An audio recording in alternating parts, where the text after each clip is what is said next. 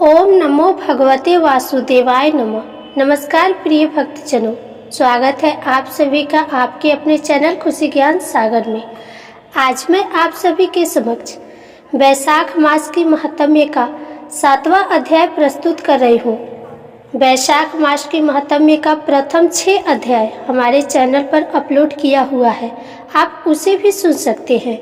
Video पसंद आए तो इसे लाइक करें, शेयर करें और कमेंट में जय श्री हरि विष्णु जरूर लिखें। साथ ही चैनल को सब्सक्राइब भी कर लें। तो अब आइए सुनते हैं वैशाख मास महात्म्य का 7वां अध्याय, जिसमें वैशाख महात्म्य के प्रसंग में राजा महिरथ की कथा और यम ब्राह्मण संवाद का उपसंहार का वर्णन है। यमराज कहते हैं, ब्राह्मण, पूर्व काल की बात है। महिरथ नाम से विख्यात एक राजा थे। उन्हें अपने पूर्व जन्म के पुण्यों के फलस्वरूप प्रचुर ऐश्वर्य और संपत्ति प्राप्त हुई थी, परंतु राजा राज्य लक्ष्मी का सारा भार मंत्री पर रखकर स्वयं विषय भोग में आसक्त हो रहे थे। वे न प्रजा की ओर दृष्टि डालते थे, न धन की ओर। धर्म और अर्थ का काम भी कभी नहीं देखते थे।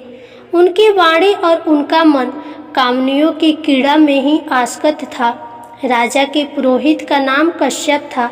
जब राजा को विषयों में रमते हुए बहुत दिन व्यतीत हो गए, तब पुरोहित ने मन में विचार किया, जो गुरु मोहवश राजा को अधर्म से नहीं रोकता, वह भी उसके पाप का भागी होता है। यदि समझाने पर भी राजा अपने पुरोहित के वचनों की अवहेलना करता है, तो पुरोहित निर्दोष हो जाता है। उस दशा में राजा ही सारे दोषों का भागी होता है। यह सोचकर उन्होंने राजा से धर्मानुकूल वचन कहा।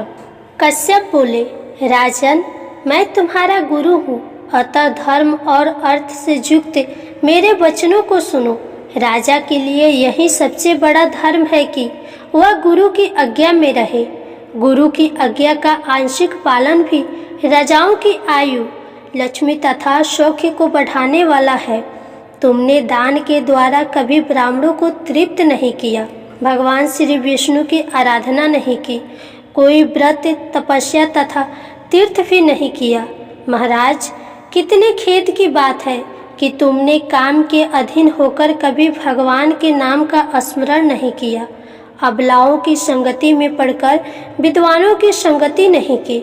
जिसका मन स्त्रियों ने हर लिया, उसे अपनी विधा, तपस्या, त्याग, नीति तथा विवेकशील चित्त से क्या लाभ हुआ। एकमात्र धर्म ही सबसे महान और श्रेष्ठ है, जो मृत्यु के बाद भी साथ जाता है। शरीर के उपभोग में आने वाली अन्य जितनी वस्तुएं हैं, वे सब यही नष्ट हो जाती है। धर्म की सहायता से ही मनुष्य दुर्गति से पार होता है। राजेंद्र, क्या तुम नहीं जानते, मनुष्य के जीवन का विलास जल के उताल तरंगों के समान चंचल एवं अनित्य है। जिनके लिए विनय ही पगड़ी और मुकुट है, सत्य और धर्म ही कुंडल है तथा त्याग ही कंगन है, उन्हें जड़ आभूषणों की क्या आवश्यकता है। मनुष्य के निर्जीव शरीर को ढेले और काठ के समान पृथ्वी पर फेंके, उसके बंधु और बांधव मुंह फेर कर चल देते हैं। केवल धर्म ही उसके पीछे पीछे जाता है। सब कुछ जा रहा है, आयु प्रतिदिन क्षीण हो रही है तथा यह जीवन भी लुप्त होता जा रहा है।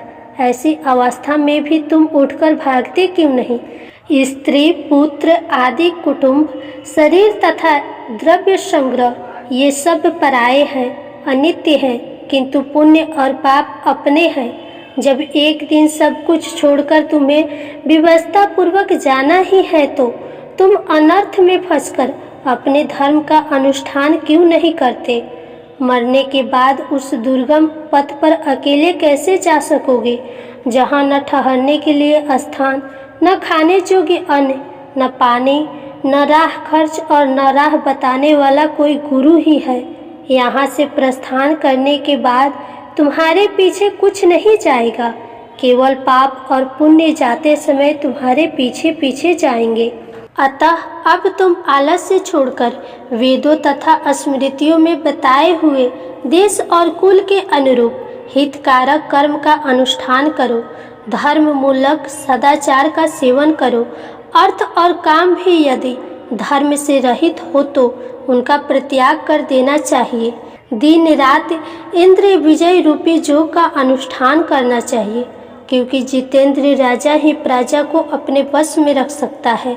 लक्ष्मी अत्यंत प्रगल्भ रमणी के कटाक्ष के समान चंचल होती है। विनय रूपी गुण धारण करने से ही वह राजाओं के पास दीर्घ काल तक ठहरती है, और जो अत्यंत कामी और घमंडी है, जिनका सारा कार्य बिना विचारे ही होता है, उन मूढ़ चेता राजाओं की संपत्ति उनकी आयु के साथ ही नष्ट हो जाती है। व्यसन और मृत्यु, इनमें व्यसन को ही कष्टदायक बताया गया है। व्यसन में पड़े हुए राजा की अधोगति होती है, और जो व्यसन से दूर रहता है वह स्वर्ग लोक में जाता है। व्यसन और दुख विशेषतः काम से ही उत्पन्न होते हैं, अतः काम का परित्याग करो। पापों में फंस जाने पर वैभव एवं भोग स्थिर नहीं रहते, वे शीघ्र ही नष्ट हो जाते हैं। चलते रुकते जागते और सोते समय भी जिसका चित्त विचार में संलग्न नहीं रहता, वह जीते जी भी मरे हुए के ही तुल्य है। विद्वान पुरुष विषय चिंता छोड़कर समतापूर्ण स्थिर एवं व्यवहारिक युक्ति से परमार्थ का साधन करते हैं। जीव का चित्त बालक की भांति चंचल होता है, अतः उससे बलपूर्वक काम लेना चाहिए। राजन, धर्म के तत्वदर्शी से वृद्ध पुरुषों की बुद्धि का सहारा ले पराबुद्धि के द्वारा अपने कुपथगामी चित्तों को वश में करना चाहिए।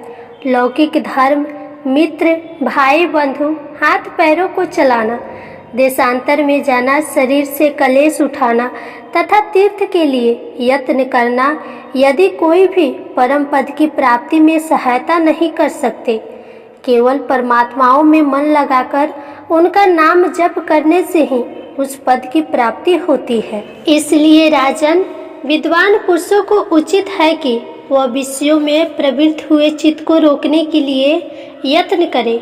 यत्न से वह अवश्य ही वश में हो जाता है।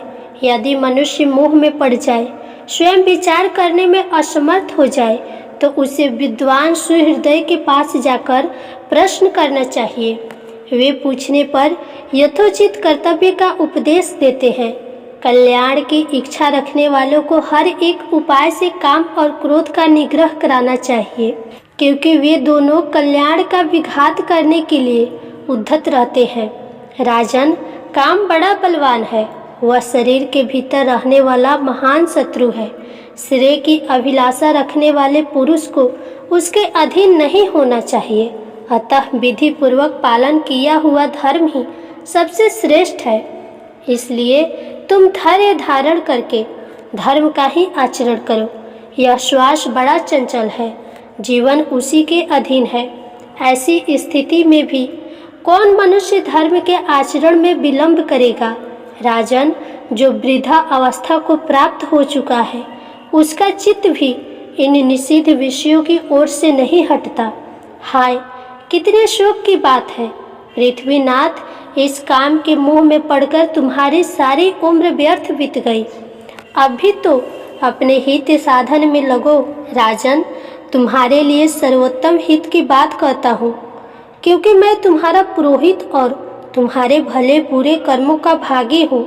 मुनीश्वरों ने ब्रह्म हत्या, सुरापान, चोरी, गुरु पत्नी गमन आदि महापातक बताए हैं। उनमें से मनुष्यों द्वारा मन, वाणी और शरीर से किए हुए जो पाप है, उन्हें वैशाख मास नष्ट कर देता है। जैसे सूर्य अंधकार का नाश करता है, उसी प्रकार वैशाख मास पाप रूपी महान अंधकार को सर्वथा नष्ट कर डालता है। इसलिए तुम विधि पूर्वक वैशाख व्रत का पालन करो। राजन, मनुष्य वैशाख की विधि के अनुष्ठान द्वारा होने वाले पुण्य के प्रभाव से जन्म भर के किए हुए घोर पापों का परित्याग करके परम धाम को प्राप्त होता है। इसलिए महाराज, तुम भी इस वैशाख मास में प्रातः स्नान करके विधि पूर्वक भगवान मधुसूदन की पूजा करो। जिस प्रकार कूटने छाटने की क्रिया से चावल की भूसी छूट जाती है, माजने से तांबे की कालिख मिट जाती है, उसी प्रकार शुभ कर्म का अनुष्ठान करने से पुरुष के अंतःकरण का मल धुल जाता है। राजा ने कहा, सौम्य स्वभाव वाले गुरुदेव, आपने मुझे वह अमृत पिलाया जिसका आविर्भाव समुद्र से नहीं हुआ है। आपका वचन संसार रूपी रोगों का निवारण तथा दुर्व्यसनों से मुक्त करने वाला द्रव्यहीन औषध है। आपने कृपा करके मुझे इस औषध का पान कराया है। विप्रवर सत्पुरुषों का समागम मनुष्यों को हर्ष प्रदान करने वाली है, उनके पापों को दूर भगाने वाली तथा जरा मृत्यु का अपहरण कराने वाली संजीवनी बूटी है। इस पृथ्वी पर जो जो मनोरथ दुर्लभ माने गए हैं, वे सब यहाँ साधु पुरुषों के संग से प्राप्त हो जाते हैं। जो पापों का अपहरण करने वाली सत्संग की गंगा में स्नान कर चुका है, उसे दान, तीर्थ सेवन, तपस्या तथा यज्ञ करने की क्या आवश्यकता है। प्रभु, आज के पहले मेरे मन में जो जो भाव उठते थे, वे सब केवल काम सुख के प्रति लोभ उत्पन्न करने वाले थे, परंतु आज आपके दर्शन से तथा वचन सुनने से उनमें विपरीत भाव आ गया। मूर्ख मनुष्य एक जन्म के सुख के लिए हजारों जन्मों का सुख नष्ट करता है और विद्वान पुरुष एक जन्म से हजारों जन्म बना लेते हैं। हाय, कितने खेद की बात है कि मुझ मूर्ख ने अपने मन को सदा काम जनित रस के आस्वादन सुख में ही फंसाए रखने के कारण कभी कुछ भी आत्म कल्याण का कार्य नहीं किया। अहो, मेरे मन का कैसा मोह है जिससे मैंने स्त्रियों के फेरे में पड़कर अपने आत्मा को घोर विपत्ति में डाल दिया, जिसका भविष्य अत्यंत दुखमय है तथा जिससे पार पाना बहुत कठिन है। भगवान आपने स्वतः संतुष्ट होकर अपनी वाणी से आज मुझे मेरी स्थिति का बोध करा दिया। अब उपदेश देकर मेरा उद्धार कीजिए। पूर्व जन्म में मैंने कोई पुण्य किया था जिससे आपने मुझे बोध कराया है। विशेषतः आपके चरणों की धूल से आज मैं पवित्र हो गया। वक्ताओं में श्रेष्ठ, अब आप मुझे वैशाख मास की विधि बताइए। कश्यप जी बोले, राजन, बुद्धिमान पुरुष को चाहिए कि वह बिना पूछे अथवा अन्यायपूर्वक पूछने पर किसी को उपदेश न दे। लोक में जानते हुए भी जड़वत अनजान की भांति आचरण करे, परंतु विद्वानों, शिष्यों, पुत्रों तथा श्रद्धालु पुरुषों को उनके हित की बात कृपा पूर्वक बिना पूछे भी बतानी चाहिए। राजन, इस समय तुम्हारा मन धर्म में स्थित हुआ है, अतः तुम्हें वैशाख स्नान के उत्तम व्रत का पालन कराऊंगा। तदंतर पुरोहित कश्यप ने राजा महिरथ से वैशाख मास में स्नान, दान और पूजन कराया। शास्त्र में वैशाख स्नान की जैसी विधि उन्होंने देखी थी, उसका पूरा पूरा पालन कराया। राजा महिरथ ने भी गुरु की प्रेरणा से उस समय विधि पूर्वक सब नियमों का पालन किया तथा माधव मास का जो जो विधान उन्होंने बताया वह सब अपने आदर पूर्वक सुना। उन नृप श्रेष्ठ ने प्रातः काल स्नान करके भक्ति भाव के साथ पाद्य और अर्घ्य आदि देकर श्री हरि का पूजन किया तथा नैवेद्य भोग लगाया। प्रेम से बोलिए विष्णु भगवान की जय। प्रिय श्रोतागण, आज का अध्याय यही समाप्त होता है। इससे आगे का संवाद हम अगले अध्याय में करेंगे। आशा करती हूँ वीडियो पसंद आया हो तो चैनल को सब्सक्राइब करें, वीडियो को लाइक करें, शेयर करें और कमेंट में जय श्री हरि विष्णु जरूर लिखें। फिर मिलेंगे अगली वीडियो में अगली अध्याय के साथ। राधे राधे।